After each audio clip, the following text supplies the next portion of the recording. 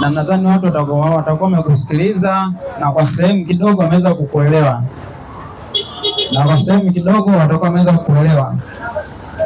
Ndugu zangu watu wa Bunju B, sisi tulioko mbele yenu tunaitwa Waadventista wa Sabato wana matengenezo. Waadventista wa Sabato wana matengenezo, lakini kwa jina tunalojitambua sisi tunaitwa Wakristo. Hili ndio jina ambalo tunalolitambua na Biblia inatutambua kwalo, lakini Waadventista wa Sabato ni jina tulilopewa baada ya watu kuamua kutupa jina hilo kwa sababu wanazojua wao wenyewe. Basi na sisi tutalitumia kwa amani yao waweze kutuelewa sisi ni watu wa namna gani. Neno Sabato ni amri ambayo ilikuwa ni amri ya Mungu aliyokuwa ameituma kwa mkono wa Musa, na aliandika kwa kidole chake watu waitunze Sabato. Baada ya watu kuitunza hiyo Sabato na wakashindwa wengine wana Israeli kule, Mungu akaamua kuihamishia kwa mataifa. Ambao ni watu ambao tulikuwa tutokani na kabila la Wanaisraeli au Wayahudi. Baada ya watu wao kupewa, kikainuka kizazi kingine kikaja kuibadilisha hiyo amri, kikaja kuweka amri nao itambua wao, kwa hiyo ikabaki tu. Lakini kwa neema za Mungu waliinuka watu wengine wa Mungu waloweza kuitafuta hiyo amri, wakaweza kuipata na wakaweza kuitumikia.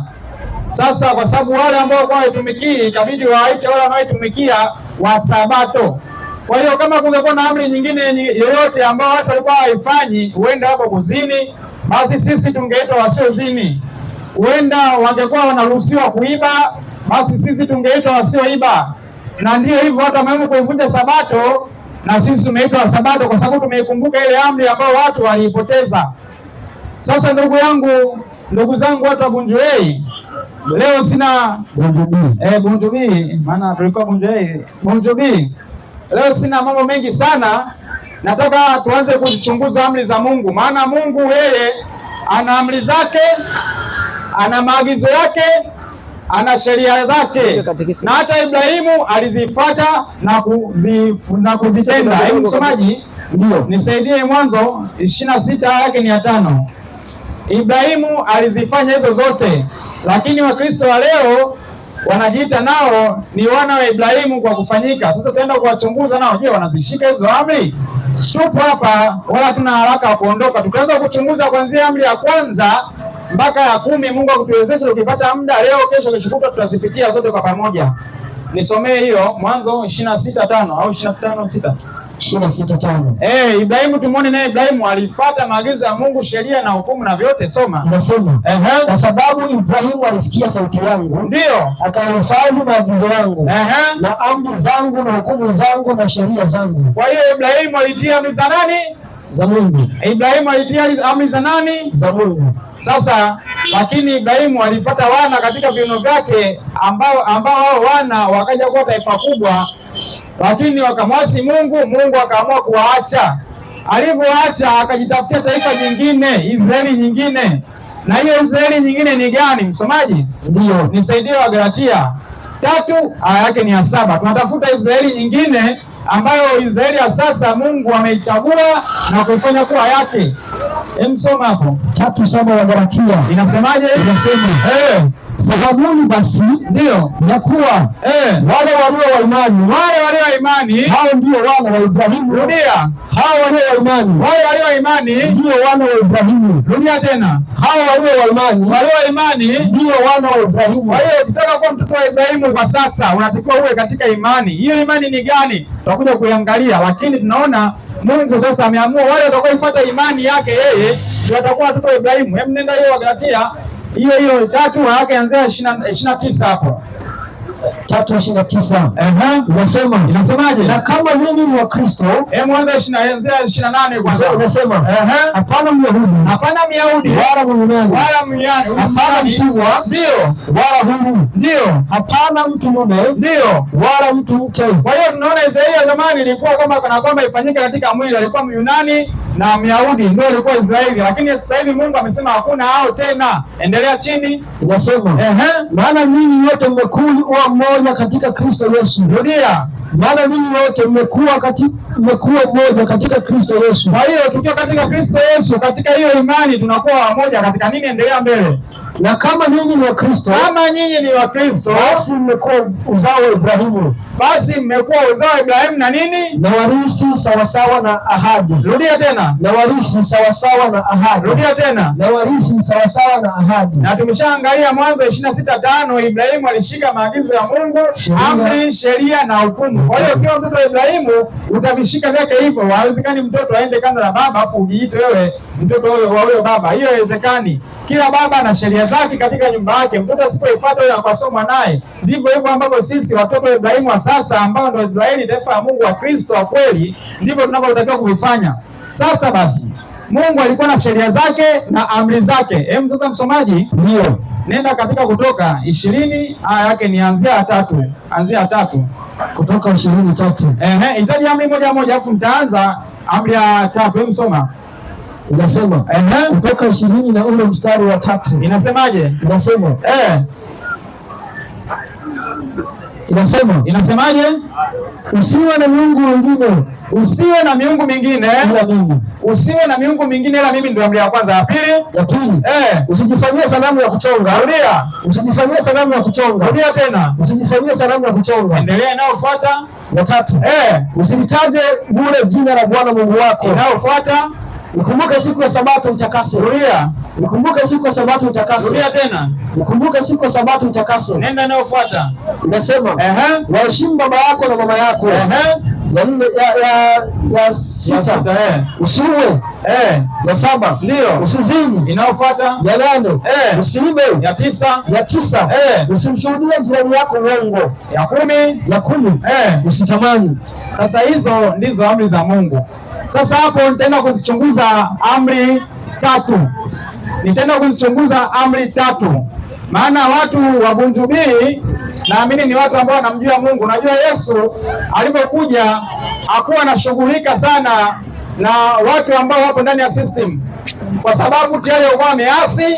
Kwa hiyo Yesu akifanya kitu sahihi, wale wenyewe wanajihukumu na kujiona kana kwamba Yesu anakosea na wananung'unika, lakini Yesu alikuja kutafuta watu wenye dhambi. Hakuja kunung'unika na watu walio katika system ya ibada, lakini Yesu aliyokuwa anayafanya yanawaumiza wao, kwa sababu wao hawayatendi kipasavyo. Kwa hiyo hata sisi hapa leo tunaweza tukahubiri kitu ambacho wewe haukipendi au wewe ukijui au huna uhakika nacho, kikawa kinakuumiza. Tafadhali naomba upate moyo wa subira na uweze kusikiza kwa makini sana, kwa sababu ukweli hauogopi uchunguzi, na ukweli upo daima na wala utikisiki. Ila uongo kazi yake ni kujipitisha, kuona nyingi maelezo, lakini ukweli upo kama jinsi ulivyo. Sasa msomaji, tunaiangalia amri ya kwanza. Anasema Mungu usiwe na miungu mingine ila mimi. Amri ya pili nasemaje? Ya pili usijifanyie sanamu ya kuchonga. Rudia. Usijifanyie sanamu ya kuchonga. Rudia tena. Usijifanyie sanamu ya kuchonga. Malizia mpaka mwisho, maana hii ni amri ambayo Mungu ameiwekea maelezo mengi sana, tofauti na amri nyingine. Hiyo amri Mungu ameiwekea maelezo mengi sana. Hebu ndio kusoma, anasemaje? Inasema usijifanyie sanamu ya kuchonga. Ndio. Wala mfano wa kitu chochote ndio kilicho juu mbinguni, wala kilicho chini duniani, ndio wala kilicho majini chini ya dunia. Endelea. Usivisujudie wala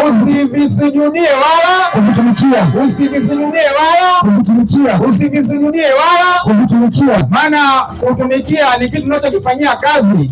Kama endapo na sanamu, kazi yako unaenda unaifutafuta, unaipamba, unaipaka rangi, huko ni kuitumikia. Mungu amekataza. Endelea mbele.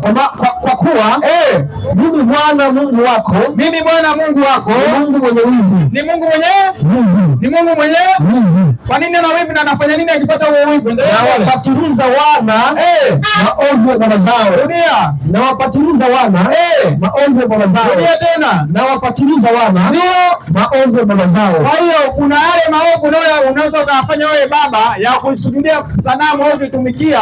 Hayo maovu yataenda hadi kwa mwanao kizazi cha 3 na cha 4 mazuia mbele.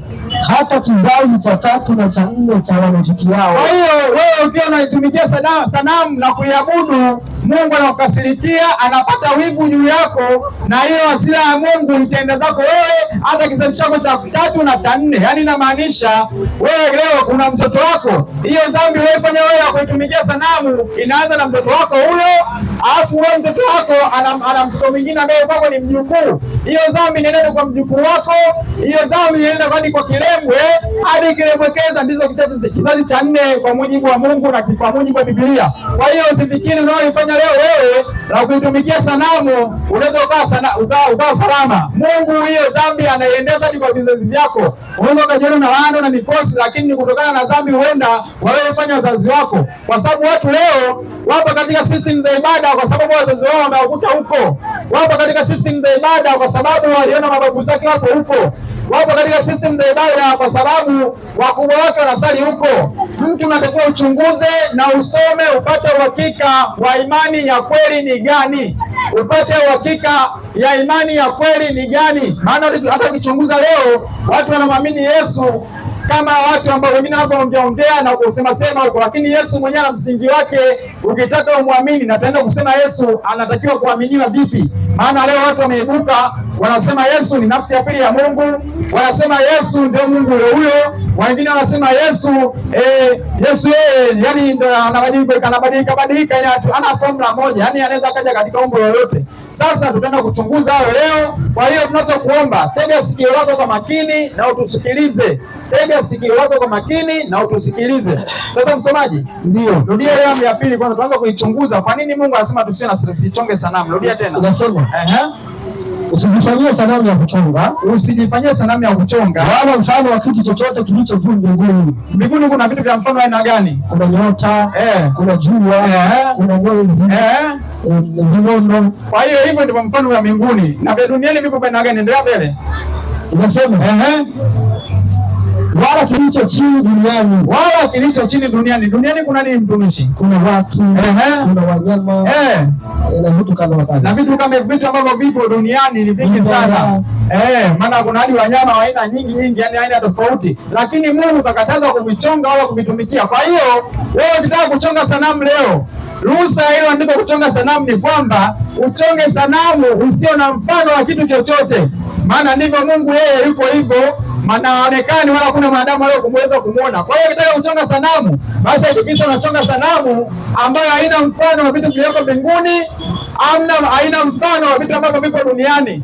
Yaani ukiweza kupata kitu ambacho hakina mfano wowote wa duniani wala mbinguni, ukiweza kukijua kichonge umbo hilo. Lakini kama unavijua hivyo vitu na viko duniani au mbinguni, hakuna kuchonga. Maana watu leo ukiangalia katika system zao za ibada, wengine wana masanamu. Tutaenda kuchunguza na kuangalia uhakika wa wao kuwa na sanamu au ni kitu gani wanaweza kuongea ili kujipa ruhusa yao wao kuweza kuchonga hizo sanamu. Hebu nisomee Kumbukumbu la Torati 4:15 mpaka 19. Maana maandiko ndio msingi wetu na maandiko ndio yanayotuweka huru. Kama unafikiria tutakuja hapa kuongea maneno yetu kwa ajili ya kumpendeza mtu, hiyo sahau. Kazi yetu sisi ni kuongea neno. Neno linachoma, linaokoa, linauisha, linapoteza. Kwa hiyo kuna wengine wamesoma Biblia wakaona aenda kufanya ibada Jumapili, wengine wakaisoma Biblia wakaenda kufanya ibada Jumamosi, wengine wakaisoma hii Biblia wakaenda kufungua madhehebu na kujiita wao ndio miungu. Lakini Biblia ni moja na ukweli umekauka ni mmoja. Tutatoa sababu leo kwa nini makanisa yako mengi. Umefika kwa msomaji? Nasema jihadharini nafsi zenu basi. Mungu anasema bado jihadharini nafsi zenu basi, maana hamkuona umbo la namna yoyote. Rudia. Maana hamkuona umbo la aina yoyote. Rudia tena. Maana hamkuona umbo la aina yoyote. Kwa hiyo Mungu anawakumbusha alivyotokea katika mlima katika mlima Sinai, katika kile kilima anawaambia mkuona umbo la aina yoyote. Endelea mbele. Siku ile Bwana aliyosema nanyi kutoka kati ya moto. Endelea. Msije mkajaribu nafsi zenu. Msije mkajaribu nafsi zenu. Mkajifanyia sanamu ya kuchonga. Rudia. Mkajifanyia sanamu ya kuchonga. Rudia tena. Mkajifanyia sanamu ya kuchonga. Endelea. Mfano wa sura yoyote. Mfano wa sura yoyote. Kwa hiyo kama una sanamu na chonga, hakikisha isiwe na sura. Cha kwanza isiwe na sura. Kwa hiyo kama unachonga sanamu isiwe na sura, anza kuichonga. Endelea. Mfano wa mwanamume.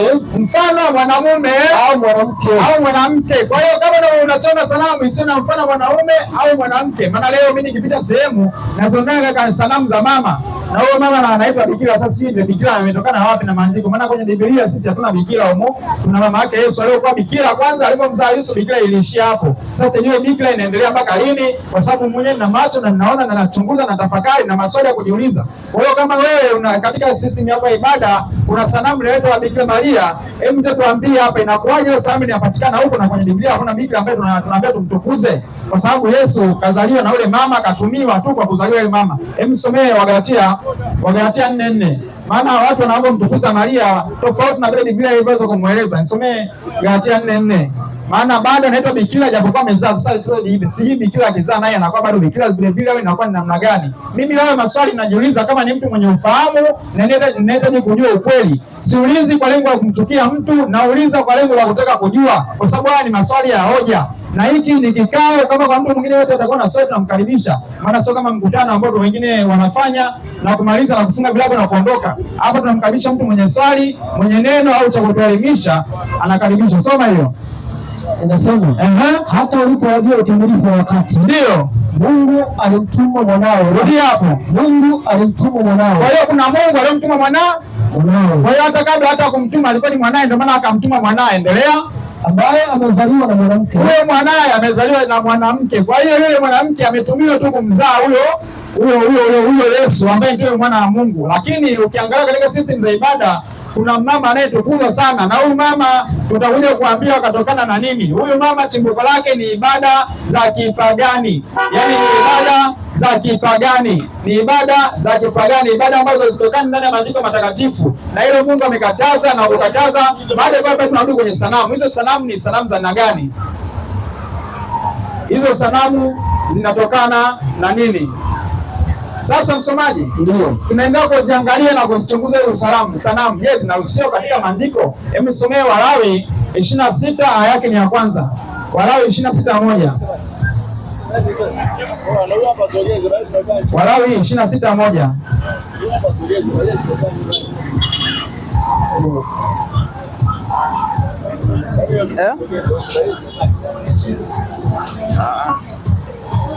Sogeza hivi, sogeza. Sogeza speaker. Anza na pikipiki. Sogeza speaker. Ngoja aje unisaidie naye. Bwana shetani bwana. Ndio tusaidie. Sogeza kule. Shetani ana mambo yake mengi. Beba, tusaidie ubeba.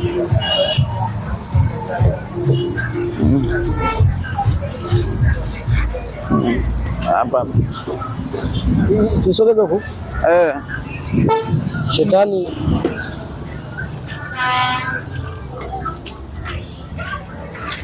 stopisha sanamu. Amri ya pili ambayo Mungu hataki afananishwe na sanamu wala kuichonga. Maana kuna wengine wanachonga sanamu wakitaka kumtukuza Mungu kupitia hiyo sanamu, lakini Mungu analikataa hilo jambo na haruhusu kabisa. Msoma Isaya 42 yake ni ya 8. Maana yake ni ya 8. Maana watu wanategemea, wanadhani ya kwamba wanapochonga vile wanamtukuza Mungu na kumfurahisha yeye, lakini Mungu amekataa kabisa jambo linalohusiana na sanamu. Hata mitume walikuwa wakienda sehemu, wakikuta sehemu kuna masanamu mengi, wanakasirika na kuona hii sehemu ni ajabu sana. Tutaenda kuangalia hapo. Msoma 42:8 Isaya. Mungu anasemaje? 42:8. Inasema 42:8 Isaya. Inasemaje? Inasema mimi ni Bwana, ndilo jina langu, utukufu wangu. Unarudia utukufu wangu, sitampa mwingine. Endelea. Wala sitawapa sanamu sifa zangu. Rudia tena. Sitawapa sanamu sifa zangu. Kwa hiyo sanamu haiwezi kuchukua sifa za Mungu vyovyote vile, yani kuitumikia ile sanamu na kuifanya ni mbadala wa Mungu. Hilo jambo Mungu kakataa na akasema hatawapa sanamu sifa zake, hatawapa sanamu sifa zake. Hebu nisomee Isaya 40 aya kuanzia 18, maana hivyo vitu vimeshaelezwa kwenye Biblia na Biblia iliandikwa ikamaliza, kwa sababu Mungu anajua tu kuna watu watakuja na wajichongee sanamu za kutengeneza wazifanye kuwa ndo mbadala wa Mungu, lakini hilo jambo Mungu kakataa na alitaki kabisa. Hebu soma Isaya 40:18. Inasema, basi mtamlinganisha Mungu na nani? Rudia. Basi mtamlinganisha Mungu na nani? Rudia tena. Basi mtamlinganisha Mungu na nani? Endelea.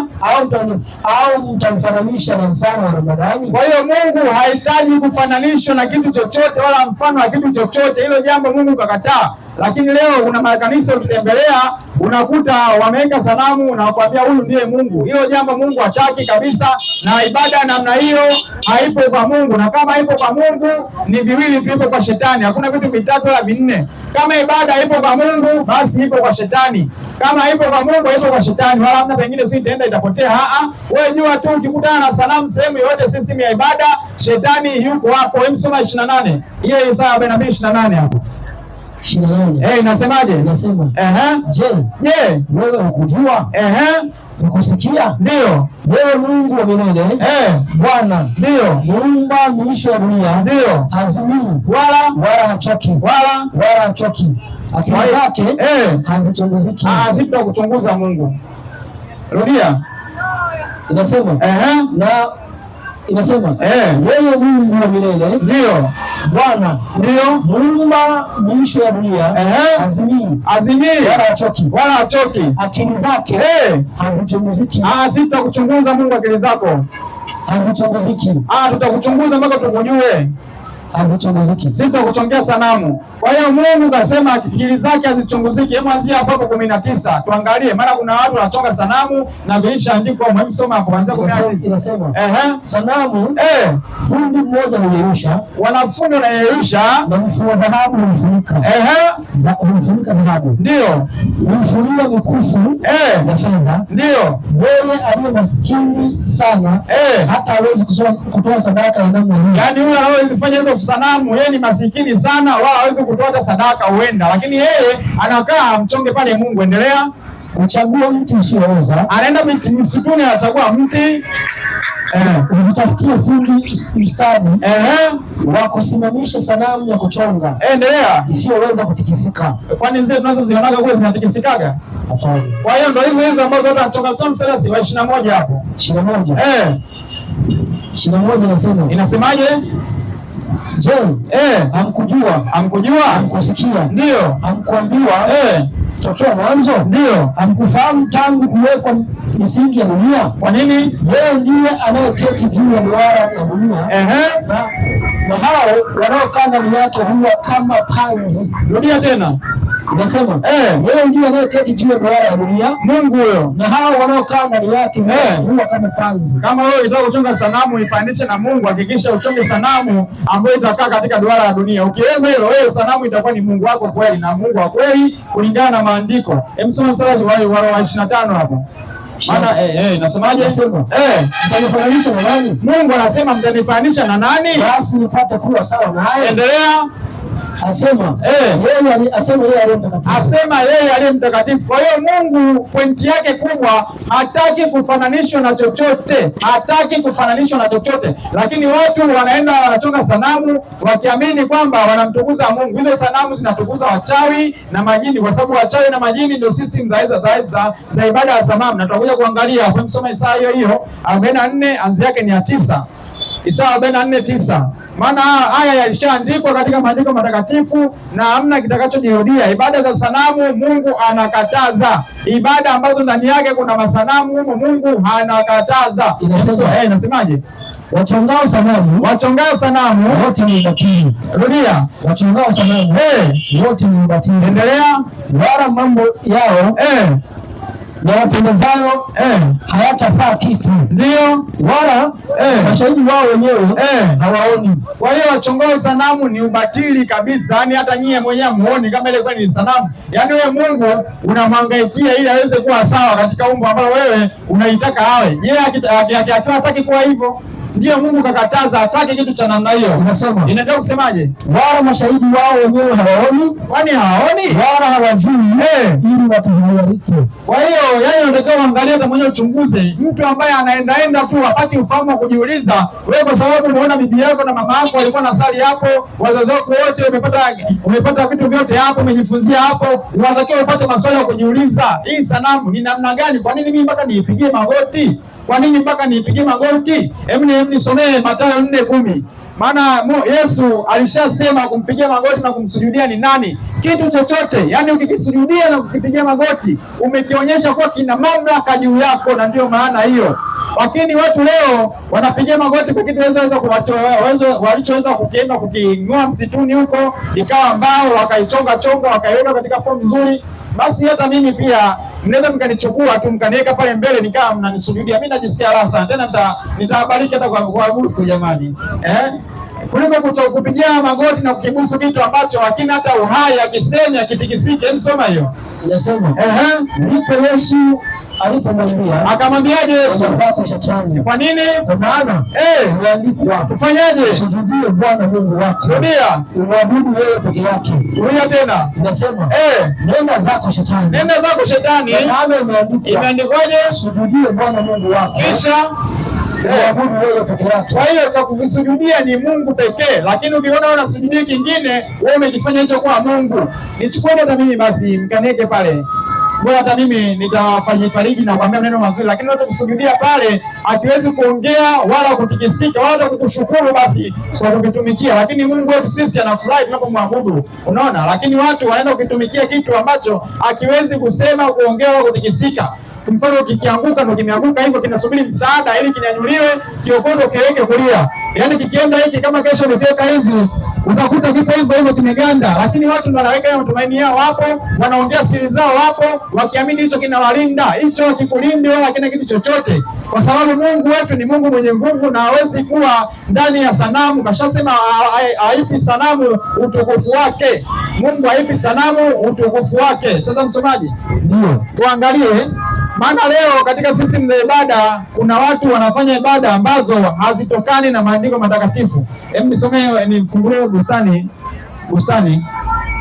ya katekista. Kuna kitu nataka nikichunguze hapo, niangalie, maana nisiwe nawasemea maneno alafu mimi mwenyewe sitaki kuwasikiliza kwani wao wanasemaje, wanaozifanya hizo sanamu na kuzitumikia, wanaongea nini kuzihusu, kwani wanaongea kitu gani? Lazima nichunguze nipate maandiko. Hebu somee kwanza Wafilipi 4, Wafilipi 2 yake ni 4. Maana tumeambiwa tusiangalie mambo ya yetu tu, tuangalie na mambo ya wengine. Kwa hiyo tunachunguza na huko kwenye system zao za ibada. Hebu soma hiyo Wafilipi 2:4. Mungu ametutuma kuangalia na mambo ya wengine. Wewe sio kama sisi tupo hapa kwa ajili ya kumwingilia mtu fulani. Biblia imetutuma. Soma hiyo. Inasemaje? Wafilipi 2:4. Inasemaje? Kila mtu asiangalie mambo yake mwenyewe. Rudia. Kila mtu asiangalie mambo yake mwenyewe, bali kila mtu aangalie mambo ya wengine. Kwa hiyo tumekuja na kuangalia wengine, lazima tuchunguze. Hebu somee Bustani Sikista ukurasa wa 74. Chini kabisa kuna kichwa cha habari, alafu nenda 75 juu unasema nimeweka peni hapo. Tupitie hayo maneno yanayoongea. Kwa nini wao wanaweka sanamu? Kwa sababu nao wana sababu zao. Tunataka tukaziangalie hizo sababu. Je, ni za kweli kimaandiko? Ni za kweli? Niseme rudi anza kwenye kichwa cha habari hapo. Mkristo Mkatoliki anaabudu sanamu na picha? Rudia tena.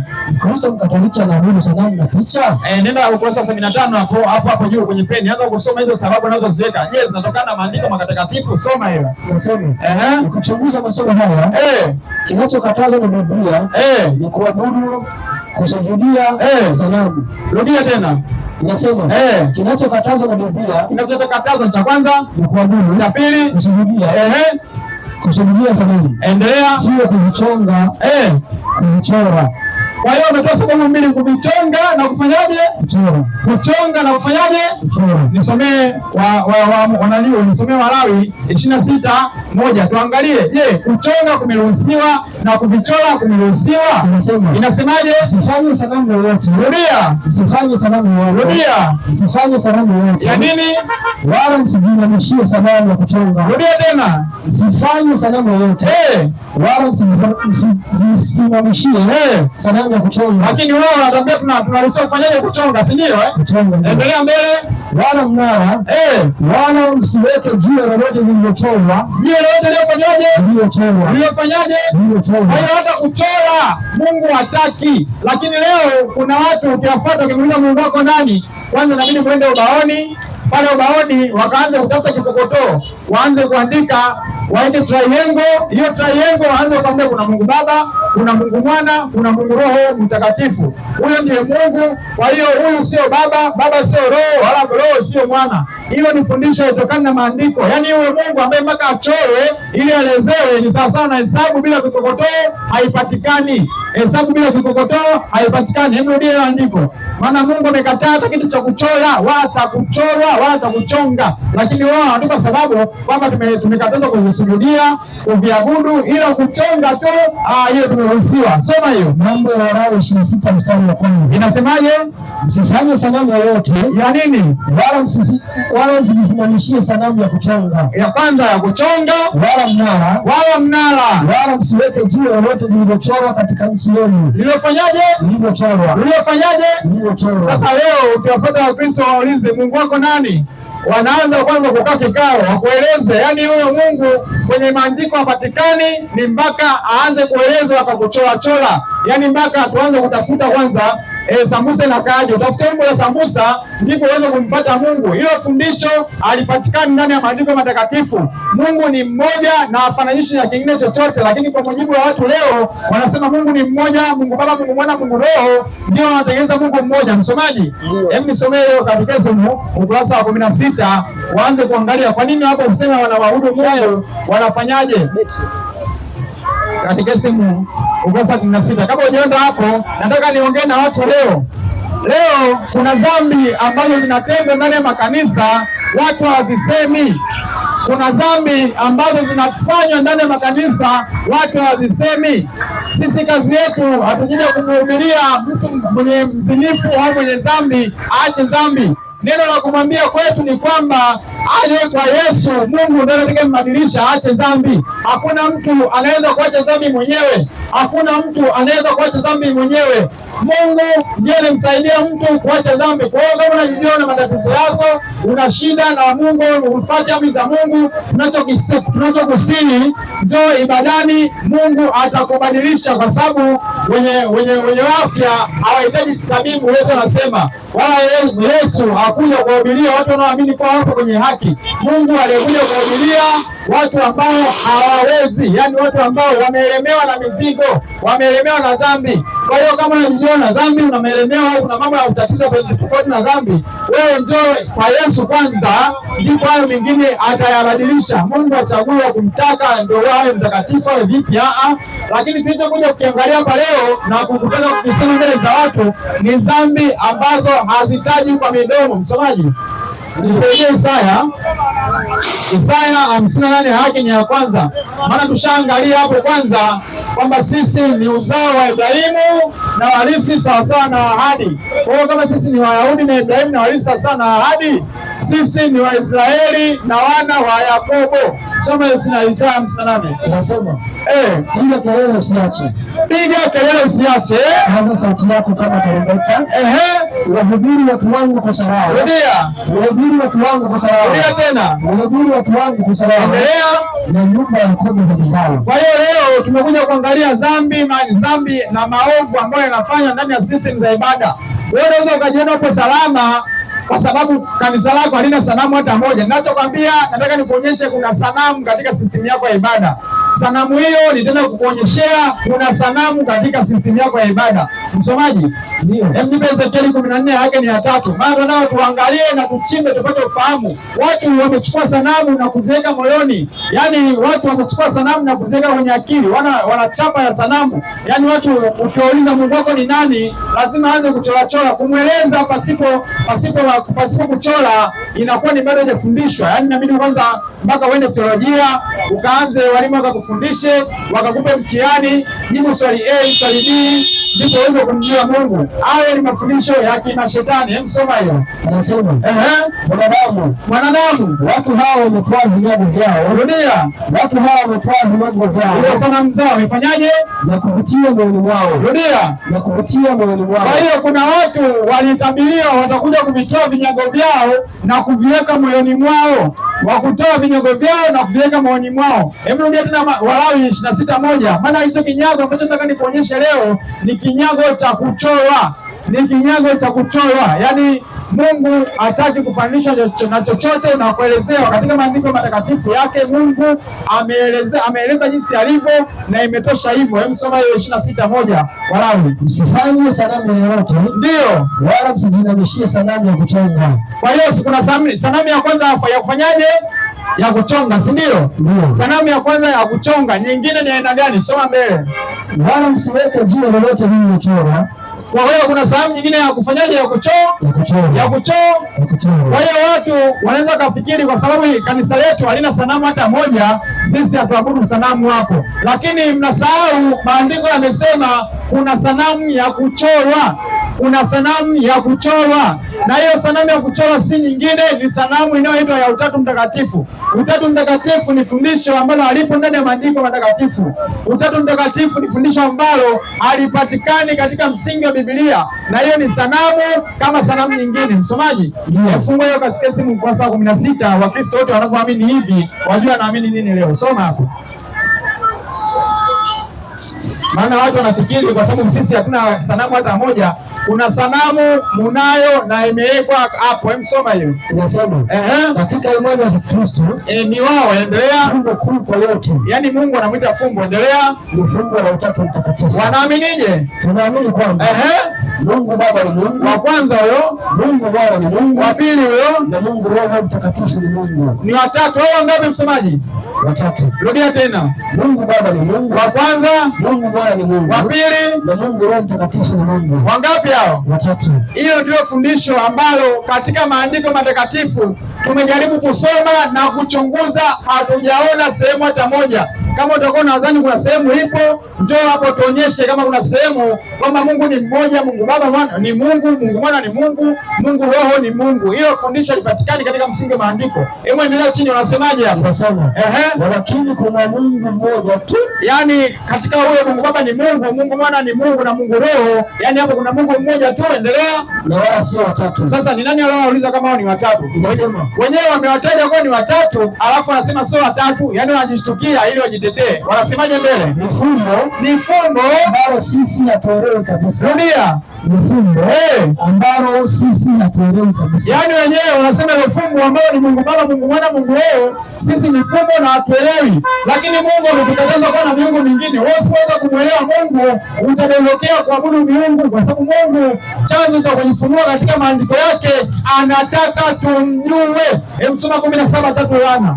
17:3 Yohana. Maana watu wanaanza kufikiria Mungu hawezi kujulikana. Mungu anajulikana na amejieleza kwenye maandiko jinsi alivyo, ni nani hasa. Unaweza kumuona kwa namna gani? Maana ukisoma 5:8 Mathayo inasema heri wenye moyo safi, maana hao watamwona Mungu. Kwa hiyo Yesu alikuja kutufunulia Mungu anapatikana. Ukiwa na moyo safi utamwona na sio jifanyie formula. Soma Yohana 17:3. Maana nadhani Mungu anaweza asifahamike. Watu wanasema Mungu Baba ni Mungu, Mungu Mwana Mungu, Mungu Roho Mungu, alafu anakuambia ni fumbo ambalo sisi wenyewe hatuelewi kabisa, ila ni mmoja sio watatu. Sasa wewe umeweza kujiandikia mwenyewe, alafu unajiuliza swali unajijibu. Yaani wewe kwambia ni watatu ni nani? Wewe unasema sio watatu kwa sababu kuna adhani, kwa sababu tayari ushataja ni watatu. Hebu soma hiyo. Inasema, na uzima wa milele ndio huu, wa kujua wewe nani, Mungu wa pekee wa kweli. Mungu ni fumbo. Mungu wa pekee wa kweli. Rudia hapo tena. Na uzima wa milele ndio huu. Wakufanyaje? Wakujua wewe. Wakujua wewe. Mungu wa pekee wa kweli. Si hatuwezi kumjua Mungu. Mungu ni fumbo. Na uzima wa milele ndio huu. Wakujua wewe. Mungu wa pekee wa kweli. Mungu ni nafsi tatu, anapatikana kwa nafsi tatu, yani mmoja tu. Na uzima wa milele ndio huu. Tufanyaje? Wakujua wewe. Mungu wa pekee wa kweli. Kwa hiyo uzima wa milele ni kumjua Mungu wa pekee wa kweli. Usipomjua Mungu utadondokea kuwa na miungu, kwa sababu Mungu hajataka kutupa sisi mafumbo ili tumtambue. Mungu anataka ajulikane, na ndio maana aweza kujifunua kwa wana wa Israeli bila kujificha. Msoma 20:3. Maana Mungu ametukaza kuwa na miungu. Sasa ikitegemea wewe unaona Mungu ni fumbo, yani jua ile fumbo unaweza ukafumbua ukafeli kulifumbua, matokeo yake ukaabudu miungu. Matokeo yake ukaabudu miungu. Msoma hapo 23 kitabu gani? Cha Mwanzo samani 23 Mwanzo. Maana Mungu alisema usiwe na miungu mingine, lakini ukisema wewe Mungu mpaka umfahamu ni fumbo ambalo ulielewi, basi jua unaabudu miungu na wala sio Mungu. Na ndio kufundisha Mungu ni nani kwa mujibu wa maandiko. Maana watu wameweza kumchafua sana Mungu na kufundisha vile ambavyo yeye hajajifunua katika maandiko matakatifu. Hebu soma hapo 23 Kutoka. Usiwe na miungu mingine. Rudia. Usiwe na miungu mingine. Rudia. Usiwe na miungu mingine ila Mungu. Kwa hiyo Mungu hataki uwe na miungu mingine, lakini watu wameacha Biblia na kujifunulia vitabu vyao, alafu katika hivyo vitabu wanamweleza Mungu vile ambavyo hajajieleza yeye, alafu mwisho wa siku wanakwambia ni fungu ambalo sisi wenyewe hatulielewi kabisa. Ni kweli huwezi ukaelewa kwa sababu Mungu hajasema hivyo. Kwa hiyo watu wanaamini kana kwamba wanamwabudu Mungu huko makanisani, lakini Mungu hayupo humo. Hebu yeye katika Ese ukurasa wa 16 hapo, nenda pale 23 nadhani nasema kusema nafsi tatu ni nini? Hapo tuangalie, wakisema Mungu Baba ni Mungu, Mungu Mwana ni Mungu na Mungu Roho Mtakatifu ni Mungu, wanamaanisha nini? Kwamba yeye wote ni mmoja au ni kila mtu tofauti? Soma hiyo. Inasema 17 ukurasa wa 17 na kilisi mdogo swali la 22. Nafsi tatu za Utatu Mtakatifu ni akina nani? Inasemaje? Inasema kwanza zimesema ni akina nani? Hebu rudia kwanza, maana ni wengi hawasoma. Nafsi tatu za Utatu Mtakatifu ni akina nani? Kwa hiyo kweli ni watatu, ni akina nani? Sio nani, yani akina nani ni wengi. Hebu endelea kusoma tena. Nasema nafsi tatu za Utatu Mtakatifu ni nini? Baba, Mwana na Roho Mtakatifu. Hebu soma pale kusema kuwa nafsi tatu ni tofauti kila moja kwa nyingine. Yaani kila nafsi yani moja sio nyingine, ni tofauti. Wanamaanisha nini? Hebu soma hapo. Kusema kuwa nafsi tatu ni tofauti kila moja kwa nyingine inamaanisha kwamba Mungu Baba si Mwana. Yaani Mungu Baba yule sio Mwana, yaani hao ni wengine. Huyu ni Mwana, ni mwingine na Baba ni mwingine. Endelea. Mungu Mwana si Roho Mtakatifu. Yaani yule Mungu Mwana sio Roho Mtakatifu. Kwa hiyo Roho Mtakatifu naye ni mwingine. Roho Mtakatifu si Baba. Kwa hiyo Roho Mtakatifu sio Baba. Yaani hao ni watatu kabisa piwa. Na ndio maana ndio wanasema ni wakina nani? Yaani wanataka kuonyesha hao walivyo wengi ni akina nani, lakini Mungu amesema usiwe na miungu mingine ila mimi. Swali la 24. Inasemaje? Je, kila mmoja wa nafsi hizo ni Mungu? Kwa hiyo kila mmoja wa nafsi hizo ni Mungu. Endelea. Inasema ndio. Kwa hiyo kila mmoja wa nafsi hizo ni Mungu. Yaani hapo jua tayari watatu. Usoma hiyo. Baba ni Mungu. Baba ni Mungu. Mwana ni Mungu. Na Roho Mtakatifu ni Mungu. Kwa hiyo hao tayari ni miungu. Yaani hao tayari ni miungu mpaka hapo. Yaani kwa sababu ni Mungu, Mwana ni Mungu na Roho Mtakatifu ni Mungu. Lakini sisi tukija katika maandiko matakatifu, kuna Baba, kuna Mwana, kuna Roho Mtakatifu. Wewe unatakiwa kujua Baba ni nani, Mwana ni nani na Roho Mtakatifu ni nani. Maana watu wanafundisha Baba, Mwana na Roho Mtakatifu, huyo kwa pamoja ndiye Mungu. Hilo fundisho halipo kimsingi wa maandiko. Hilo fundisho halipo kimsingi wa maandiko. Msomaji, tuangalie kwanza Baba ni nani. Nipe Waefeso 4. Waefeso 4 aya yake ni 6. Huyo Baba ndiye Mungu. Huyo Baba ndiye Mungu. Yaani ukisema Baba, Mwana na Roho sio ndio utatu. Kusema Baba, Mwana na Roho hapo unafundisha kuwa ni fundisho la Biblia. Lakini kusema Baba, Mwana na Roho ndio Mungu mmoja. Yaani Baba ndiye huyo Mungu, Mwana ndiye huyo Mungu, Roho Mtakatifu ndiye huyo Mungu. Hilo fundisho halipo. naomba utegee sikio kwa makini sana uweze kusikiliza, na kama utakuwa na swali tunakukaribisha, kwa sababu hiki nimekiita ni kikao tu, hiki ni kikao. Hebu soma hapo. Inasema Mungu mmoja, nani? Naye ni Baba wa wote. Rudia. Mungu mmoja, nani? Naye ni Baba wa wote. Baba, Mwana na Roho. Naye ni Baba wa wote. Mwana na Roho. Baba wa wote. Mungu Baba, Mungu Mwana, Mungu Roho. Baba wa wote. Rudia tena watu wasikie vizuri. Mungu mmoja, Mungu mmoja, naye ni Baba wa wote. Naye ni Baba wa wote. Kwa hiyo katika Baba, Mwana na Roho, Mungu mmoja ni huyo Baba kwanza. Hebu nipe Wakorintho kwanza 8:6.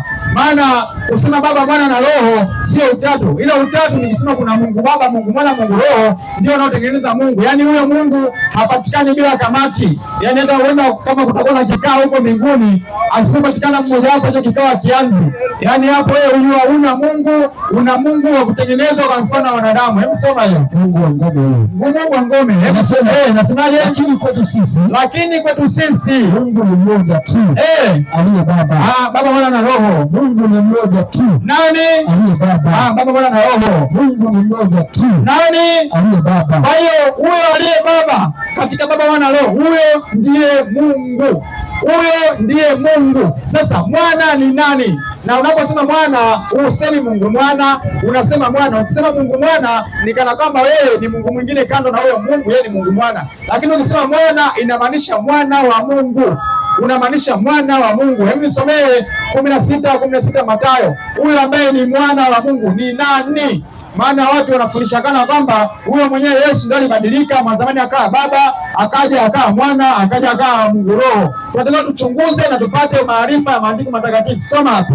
Nasema. Simoni Petro akajibu akasemaje? Wewe ndiye Kristo. Rudia. Wewe ndiye Kristo. Ambaye ndiye Yesu. Mwana wa Mungu aliye hai. Kwa hiyo kuna Mungu aliye hai na Yesu ni nani? Mwanawe. Kuna Mungu aliye hai na Yesu ni nani? Mwanawe. Kuna Mungu aliye hai afu na Yesu ndio Mungu huyo. Mwanawe. Kuna Mungu aliye hai afu Yesu ndio Mungu huyo. Mwanawe. Rudia tena asikie vizuri. Nasema. Wewe ndiye Kristo. Yesu mwana wa Mungu aliye hai. Kwa hiyo fundisho la Biblia linafundisha Yesu Kristo ni mwana wa Mungu. Yaani Yesu Kristo huna haja ya kuchunguza uungu wake. Uungu wake utaupata kwa yeye kuwa mwana wa Mungu. Lakini leo watu wanafundisha Yesu ndiye Mungu huyo. Tofauti na fundisho la Biblia mimi sinavyofundisha. Kama kutakuwa na haya unaoona inasapoti jambo hilo, wewe Yesu ndio tunataka kujifundisha na tuchunguze na tuchimbe. Hiki ni kikao cha watu walio huru na ufahamu na kujiuliza maswali ya maarifa. Sio kama huko madhabahuni makanisani watu wakitoa andiko moja tu maneno 10, maneno 20 bado imefungwa, nenda nyumbani Biblia chini ya uvungu. Hakuna, hapa tunachunguza na kutafuta ilivyoandikwa. Maana Yesu anataka kuaminiwa kama maandiko yalivyosema. Hebu soma Yohana 7:38. 7:38 Yohana. Maana Yesu hataki kuamini kama vile mchungaji huyo msikia anasema kwamba Yesu ni Mungu Mwana, kwamba Yesu ndiye Mungu huyo, kwamba Yesu ni nani. Tunataka tuchimbe na tutafute maandiko yanamhitaje Yesu. Hebu soma 7:38 Yohana. Inasemaje? Aniaminie mimi. Kama vile maandiko yanavyo. Kama mchungaji anavyosemaga. Kama vile maandiko yanavyo. Mchungisho Petro shasema. Kama vile maandiko yanavyo. Wewe kuna askofu kaongea pale ana ndevu nyingi. Kama vile maandiko yanavyo. Nabii alishasema Yesu ni Mungu huyo. Kama vile maandiko yanavyo. Rudia tena anza kusoma. Inasema.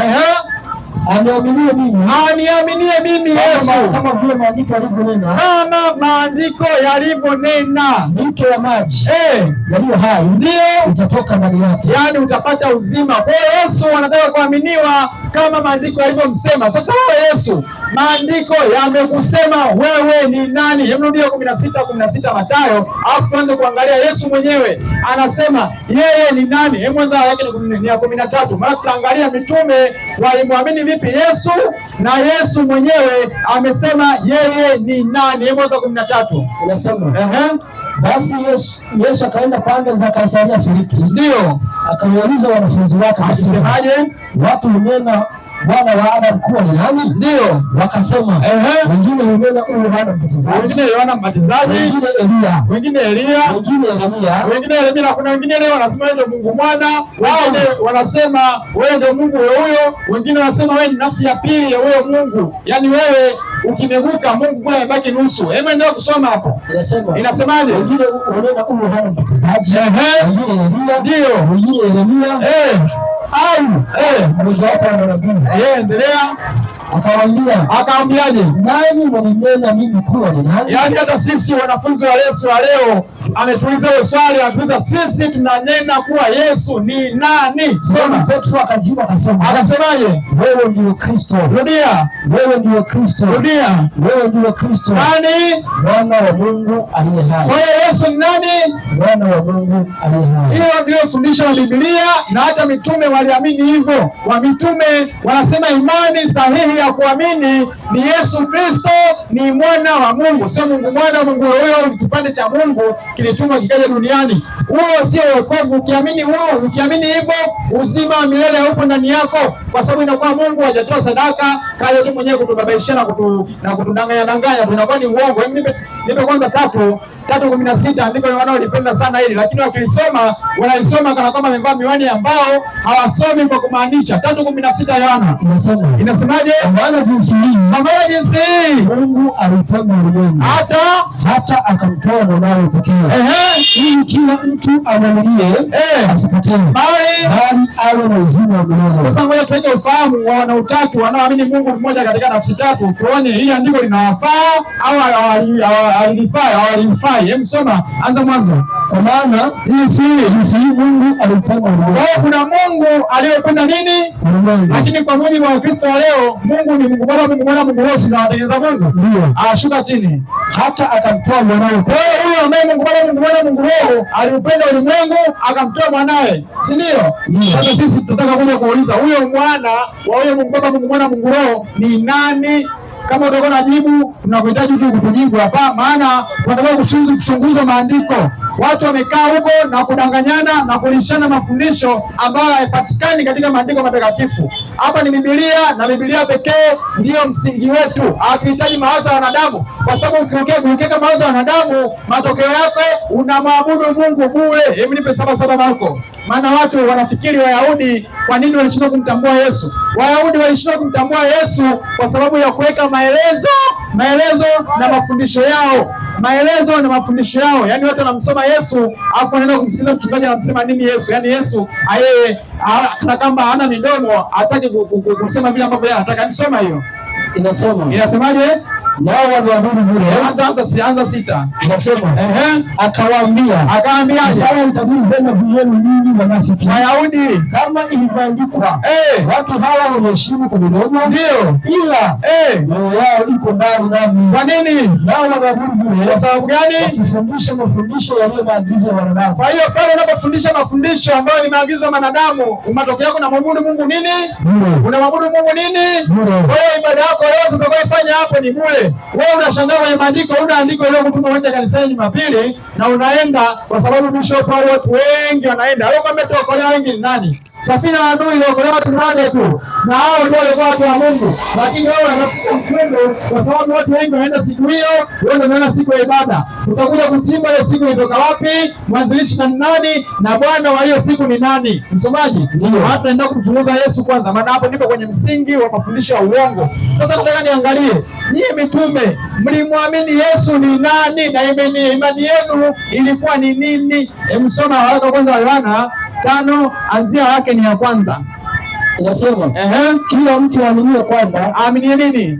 Yesu ni Kristo amezaliwa na Mungu, na kila mtu ampendaye mwenye kuzaa ndio ampenda hata yeye aliyezaliwa na yeye. Ndio nenda 4. Inasema kwa maana kila kitu kilichozaliwa na Mungu, kwa maana kila kitu kilichozaliwa na Mungu hushinda ulimwengu. Ndio, na huku ndiko kushinda kwa ulimwengu. Nini? Hiyo ndiyo imani yetu. Ndio, hiyo ndiyo imani yetu. Imani yetu wa Kristo ndio yako. Soma hapo. Mwenye kushinda kuushinda ulimwengu ni nani? Mwenye kuushinda ulimwengu ni nani? Isipokuwa ni yeye aaminiye kwamba nani? Yesu ni mwana wa Mungu. Mungu mwana. Yesu ni mwana wa Mungu. Na Mungu huyo. Yesu ni mwana wa Mungu. Nafsi ya pili ya Mungu. Yesu ni mwana wa Mungu. Rudia hiyo tano, watu wasikie. Unataka kumwamini Yesu vipi ili ushinde huu ulimwengu? Rudia. Mwenye kuushinda ulimwengu ni nani? Ndio. Isipokuwa ni yeye aaminiaje? Aaminiye kwamba Yesu ndio ni mwana wa Mungu. Kwa hiyo Yesu anataka kuaminiwa yeye ni nani? Mwana wa Mungu. Nenda 7:38 tuamini kama wachungaji wanavyosema au maaskofu au manabii au nini? Soma hapo 7:38. Maana watu wanalishana huko kanisani mafundisho ya uongo ambayo hayako kwenye maandiko, mpaka watu wengine wenye imani tofauti wanakuja kutushangaa na kutucheka, vipi mbona maabudu Mungu fulani? Lakini hayo mafundisho yamepakazwa na watu ambao watu ambao walikuwa na nia hofu, na shetani mwenyewe ana hofu juu ya uwana wa Mungu kwa Yesu, yaani kwamba Yesu sio mwana wa Mungu. Lakini ukiamini fundisho la utatu unamkana Yesu kuwa sio mwana wa Mungu, na imani yetu ni kuamini Yesu ni mwana wa Mungu. Hebu soma hiyo. Nasema aniamini mimi Yesu kama vile maandiko yalivyonena. Kama wachungaji wanaongea leo, kama vile maandiko yalivyonena. Kuna manabii wanasemaga Yesu ndio Mungu huyo kama vile maandiko yalivyonena. Sasa swali, wewe Yesu, wewe ulisema wewe ni nani? Wewe ndiye Mungu huyo? Wewe ndiye nafsi ya pili ya Mungu, au wewe ni kipande cha Mungu? Yaani Mungu alikuwa nusu kule mbinguni alipotuma hicho kipande kingine. Sasa nisomee 8, nisomee 10:36. Kitabu ni cha Yohana 10:36. Yohana anasema, Yesu anasemaje? Je, yeye ambaye Baba alimtakasa, huyo Mungu ambaye ndiye Baba yake alimtakasa akamtuma ulimwenguni, ndio ninyi mnamwambia unakufuru. Kwa nini? Kwa sababu unasema. Yesu alisemaje? Mimi ni mwana wa Mungu. Wewe unasema ndio Mungu huyo. Mwana wa Mungu. Wewe ndio unasema nafsi ya pili ya Mungu, mwana wa Mungu. Kwa hiyo Yesu alisema yeye ni mwana wa Mungu. Fundisho jingine lolote ambalo litokana na fundisho hilo ni fundisho la kimizimu na kimapepo, na shetani yeye nia yake awapotoshe watu wasije kuamini Yesu ni mwana wa Mungu, kwa sababu Yesu ana mashaka. Yaani shetani ana mashaka kwamba Yesu ni mwana wa Mungu. Msomee Mathayo 4 anzia yake ni ya kwanza, tupate msingi wa shetani anakuwa na mashaka juu ya Yesu ni mwana wa Mungu. Maana ukiamini fundisho la Utatu Mtakatifu hauwezi ukakubali kuwa Yesu ni mwana wa Mungu, kwa sababu Yohana 3:16 inasema Mungu aliupenda ulimwengu hata akamtoa mwanae. Lakini kwa mujibu wa mafundisho ya leo, ukiuliza watu Mungu ni nani, wanakwambia Mungu Baba, Mungu Mwana, Mungu Roho, au Mungu aliye na nafsi tatu ndio huyo aliyomtuma mwanae. Sasa akwambia huyo mwanae ni nani? Soma hiyo. Inasema kisha alipandishwa mbinguni Yesu ili ajaribiwe na Ibilisi. Yesu alijaribiwa na Ibilisi akafanya siku 40 ndio mchana na usiku, mwisho akaona njaa. Kisha jaribu akamjia akamwambiaje? Ukiwa ndiwe mwana wa Mungu. Rudia tena. Ukiwa ndiwe mwana wa Mungu. Rudia tena. Ukiwa ndiwe mwana wa Mungu. Kwa hiyo hili swali la kwanza, shetani ana mashaka kwamba je, huyu Yesu kweli ni mwana wa Mungu? Maana Yesu ufundisho wake ni mwana wa Mungu, na alikuwepo hata kabla ya dunia kuwako, na hata huko bado alikuwa ni mwana wa Mungu. Maana watu wanafikiri Yesu ameanza kuwa mwana wa Mungu baada ya kuzaliwa na Mariam. Yaani wewe ukiamini hivyo, na wale wanaochonga sanamu na kuziweka na kuziabudu uko sawa, na ukimwita Mariam mama wa Mungu correct kabisa. Lakini Yesu hajaanza kuwa na mwana wa Mungu baada ya kuzaliwa na Mariam. Yaani ukiamini hivyo, sasa Mungu alitudanganya, Mungu hana mwana. Msoma hapo. Inasema shetani anasemaje? Inasema jaribu akamwambia shetani, ukiwa ndiwe mwana wa Mungu, amuru kwamba mawe haya yawe mikate. Kwa hiyo anachompima kama kweli huyu ni mwana wa Mungu kweli, ili jile sasa alifanya kuwa mkate, kwa sababu mwana wa Mungu ana uwezo wa kiungu. Mwana wa Mungu ana uwezo wa kuumba, mwana wa Mungu ana uwezo wa kufanya chochote, na ndio maana Yesu uponyaji wake hakuwa anahangaika wala kuruka wala kunena shetani kama watu wanaofanya kama kanisani. Leo makanisani utakuta watu mpaka jasho linawatoka, lakini mimi sijawahi kuona Yesu akiwa anamponya mtu jasho linamtoka. Yesu anaponya, hatumii nguvu. Yesu anaponya, hatumii nguvu, kwa sababu yeye hiyo ni kazi yake na anafanya. Yaani wewe ukimuuliza Yesu na Mungu unaomba. Yaani sasa unamuuliza mwendesha pikipiki, unaweza kutia gia? Yaani unamkuta mtu njiani, wewe unaweza kutia gia? Sasa anapomuuliza Yesu, wewe unaomba? Maana Yesu yeye ana uwezo wa kiungu kwa sababu ni mwana wa Mungu kweli, ni mwana wa Mungu kweli. Mtu angalia jaribu jingine anasemaje hapo, endelea mbele. Inasema maana huyo mjaribu alikuwa anamuuliza maswali yote, yaani mashaka yote ya shetani tangu Edeni mpaka leo ni kuamini Yesu ni mwana wa Mungu, na ndio maana amewatoa Wakristo leo fundisho la uongo, hilo fundisho la utatu ambalo linampinga Kristo kama ni mwana wa Mungu. Yaani ukiamini utatu huwezi kukubali kama Yesu ni mwana wa Mungu, kwa sababu tunasema ndio Mungu huyo ni nafsi tu ya pili ya Mungu, yaani unamjumlisha hapo na kumshirikisha na Mungu. Soma hiyo. Inasema mstari wa 5, kisha Ibilisi akamchukua mpaka mji mtakatifu, akamweka juu ya kinara cha hekalu. Anarudia mashaka yake, ukiwa ndiye mwana wa Mungu. Rudia tena. Ukiwa ndiye mwana wa Mungu. Rudia tena. Ukiwa ndiye mwana wa Mungu. Kwa hiyo shetani hataki kukubali na katu abadani. Kashinda mara ya kwanza kumwambia badilisha nywele mkate, akasema naenda kumpima tena huyu, kwa sababu huyu mimi ninavyoona sio mwana wa Mungu. Hebu wewe ukiwa ndiye mwana wa Mungu, yaani yeye shida yake Yesu ni mwana wa Mungu. Wao nadhani shetani toka Edeni mpaka kwa Wayahudi alianza kufanya kazi yake. Shetani bado anawatafuta watu na awamalize. Ameingiza fundisho la kipagani makanisani, fundisho linaloitwa kwa la Utatu Mtakatifu ambayo haitokani ndani ya maandiko matakatifu. Ni fundisho la uongo, tunasema wazi, hatusemei kichakani. Maana kile lililosema gizani tutaliweka nuruni. Msomaji, nisomee Luka 12 aya yake ni ya 3. Maana watu wanaweza kufikiria kuna mambo ambayo amesema huku katika makanisa tutaweka hadharani. Tutasema kila kitu ingali muda upo, na tutasema bila kuficha, kwa sababu ukweli hauogopi uchunguzi, ila uongo unapokuwa hadharani watu hofia na kupata wasiwasi. Soma hapo. Inasema, anasemaje? Basi yoyote mliosema gizani huko kwenye makanisani huko yakasikiwa mwangani. Rudia.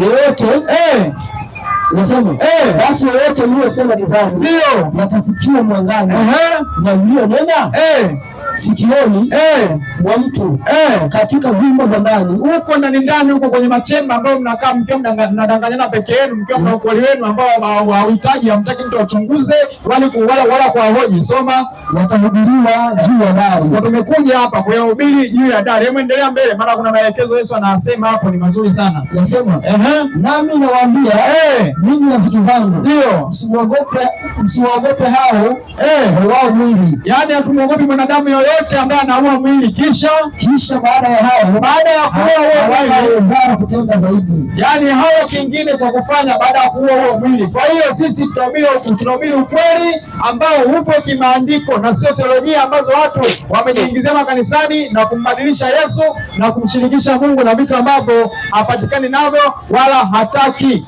Maana wanadhani Yesu ni Yesu yeye mwenyewe anavyosema alikuwa anadanganya. Yaani kuna watu leo ukiwafuata uwaulize Yesu ana baba, wanakataa, wanakwambia Yesu ana baba, lakini mwenyewe Yesu anasema ana baba. Hebu soma hiyo Yohana 8 yake yanzia ya 44 hapo bwana. 8:54 soma. Maana watu Yesu amesema yeye ana baba ambaye ndiye Mungu wa hao Wayahudi. Hebu soma hapo.